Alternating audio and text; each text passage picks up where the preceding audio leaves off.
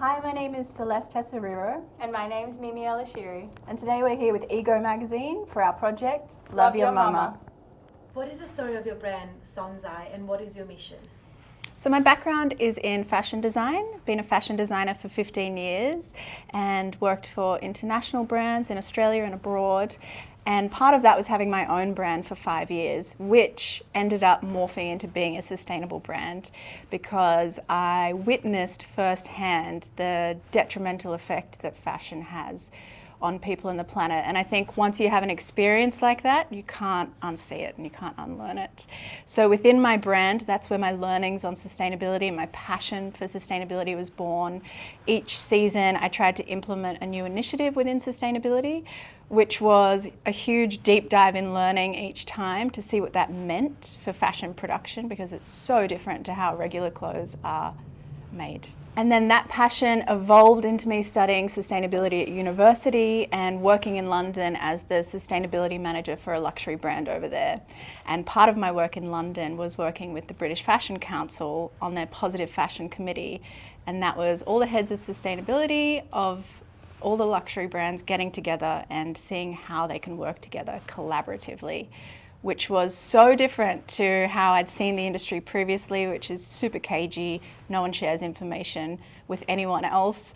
But because we're all trying to do the same thing with sustainability, it brings people together. And that really harnessed this passion for collaboration within me and made me realize that I can't make the change I want to see just working with one brand. I really need to work with as many brands and as many people as possible. And so Sonzai Studios was born. How do you two come together in this journey? Oh yes, it's actually a really cute story. So we met over a decade ago when Celeste had her own fashion label and worked together just a little bit and then kind of continued on our separate paths. But what sort of happened was we, as Celeste just described, you know, she went on her journey of working in fashion and seeing the flaws in the industry and leading towards more sustainable production and having an interest in that. And I really did the same thing through my lifestyle. So started to, you know, be more conscious and aware of what I was eating, who I was spending time with, all of these things. And as I started to, I guess, be more aware of my surroundings and my lifestyle, naturally I started to bring that awareness into my workplace and into, which was fashion, you know, modeling, performing, wearing beautiful clothes. And I started to ask more questions and be more curious about where are they coming from, where are they being made, like you said, who and what part of the planet is this hurting, and asking all those questions. And then we were reintroduced through my fiance, which was like 4 years ago now, and we just started to have these conversations together, you know, and it really inspired us both to sort of find a way that we could collaborate. And it took us a while, I think, for the time to be right. Yeah. And then this year we just felt like we were both feeling really passionate and really determined to be the change that we wanted to see. And I think we were both ready to compromise a little bit of the comfortability and, you know, the money and things that we could have been making from compromising our morality in this situation. And so we were ready to throw that all away and just dive straight into collaborating and looking at fashion sustainably together. So Love Your Mama was born for Australian Fashion Week this year, and it was amazing. Yeah, I it was learned so so fun. much. It was great, and I had so much fun. Me too. Yeah. So how do you find sustainability in the context of fashion? Yeah, so firstly, the definition of sustainability in fashion has so many misconceptions about it. I think when people visualize sustainability, they think really expensive, plain looking clothing, or that they have to wear a hemp sack. And it's just not the case. So the way I define sustainability in fashion is multifaceted. So to actually dress sustainably, the most sustainable thing is what's already in your wardrobe. That's a good place to start.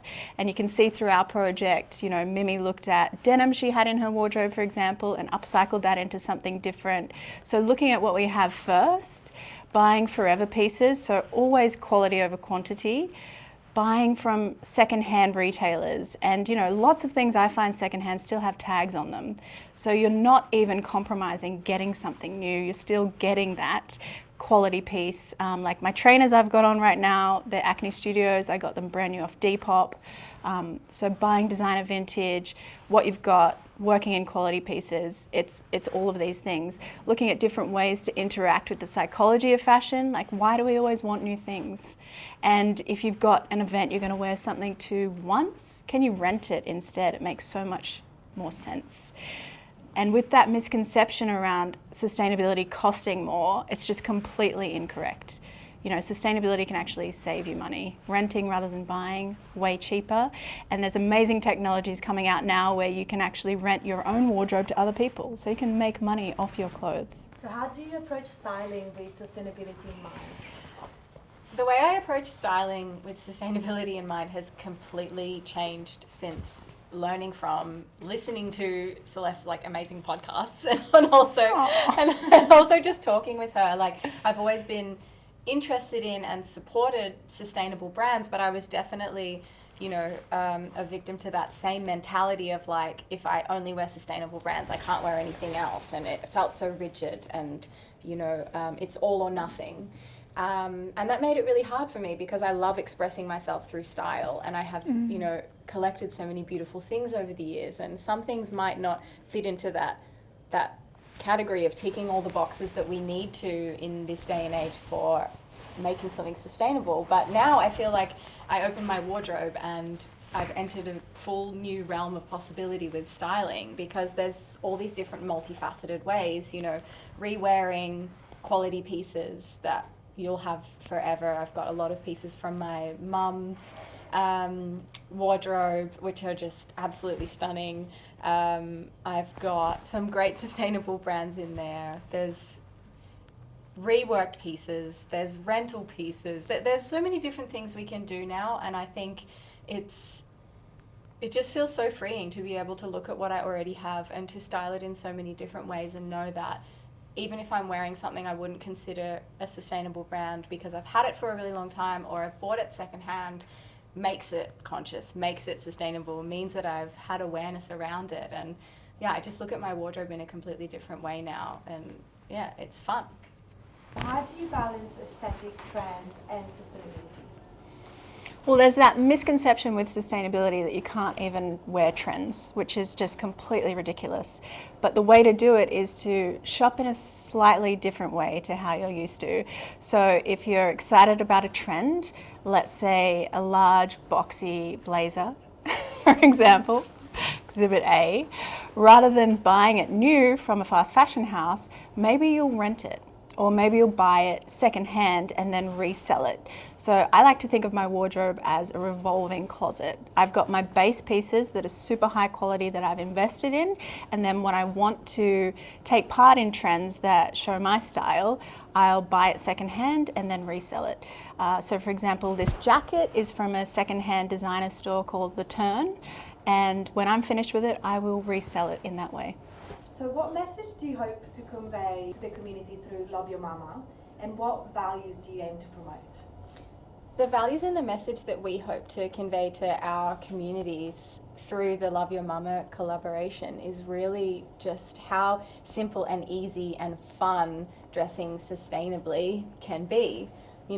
With all these multifaceted ways, with what you already have in your wardrobe, with secondhand, with renting, all these different options. And we're repeating it because it's you gotta drill it into your mind. There's so many different ways to look at it, and you can still express yourself freely through fashion with what you already have in your wardrobe and with all these different multifaceted ways. And for both of us, expressing ourselves through fashion or expressing ourselves full stop, but especially through the way we dress is one of the most important things. And so neither of us are willing to compromise our style and the way we show up in the world, but we also don't want to compromise people and the planet. So we're kind of here to champion this message of there is a way to do both, and we just need to think outside the box, and we need to see a little broader. And that we hope that everyone jumps on board with us and feels excited to dress mindfully. Yeah, absolutely. And I think there's a lot of people out there who do care about the planet and do care about people, and they just don't know what to do about it. And so this collaboration can show you that you can dress by those values. So what positive impact do you hope to make within the fashion industry? So really, I want to change the fashion industry from the inside out. We need systemic change. The way that the fashion systems are set up, none of them make any sense. We've just been rolling with these systems and this infrastructure that doesn't benefit anyone, that's super detrimental to people and the planet. And so what I'm hoping to do with my work is redesign those. And I'm working on a project at the moment with people globally. It's a systems change residency through the Indigenous organisation e.g.o.magazine, and we're trying to get people from all different parts of the world and different industries to get their brains together and think about how we can redo it. So that's the change on a broader level that I'm trying to do, and I think we desperately need it, and we need it yesterday. How do you plan to contribute to a more sustainable and responsible fashion industry? It's hard to not feel really small hearing that question, but the fashion industry is something I'm really passionate about, and it's something that I've been a part of since I was literally crawling. So sometimes it can feel a little hard to want to change the thing that you've just been in your whole life. But I'm definitely leaning more into looking at the amazing community and all the connections and the network that I've developed over the years, and seeing that as an opportunity to inspire more change. And for me personally, I think the way I've always done that is how I show up, how I express myself, how I dress, the projects I create, the photo shoots I create, the videos that I bring teams together, and it's that exchange of creativity and telling a story. So I just hope that through this collaboration, through all the new things that I'm learning, through absorbing some of Celeste's wisdom and expertise, that I can help to tell that story in a more detailed way, you know, and also inspire people to make these changes through the way that I'm showing up. I don't know, I keep looking at you. It's a reset. It's a reset. Yeah. But the way I keep turning to camera is like a dance move. Okay. Okay, we've lost it. All right, last one.